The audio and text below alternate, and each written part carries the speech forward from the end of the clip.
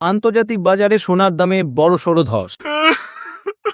গত 2 সপ্তাহে গোল্ডের দাম পড়েছে প্রায় 10%, আর এবছরে এই পর্যন্ত গোল্ডের দাম পড়েছে 25%। গোল্ড আমরা সেফ হেভেন মনে করি, কিন্তু মনে রাখতে হবে সেফ হেভেনেরও কারেকশন হয়।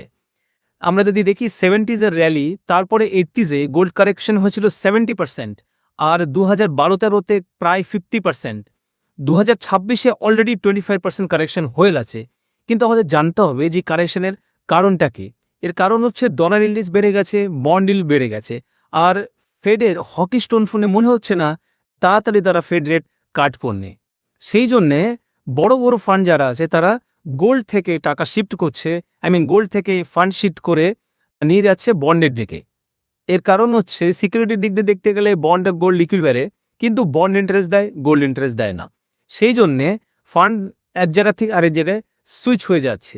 সেই জন্য বলা যাচ্ছে না কারেকশনটা কতটা পর্যন্ত হবে। আপনি যদি লং টার্ম ইনভেস্টার হন আর গোল্ডে ইনভেস্ট করতে ইন্টারেস্টেড হন, তাহলে একসাথে পুরো টাকাটা কখনোই লাগাবেন না। আপনি সিস্টেমেটিক্যালি এই টাকাটা লাগান over a period of 1 year.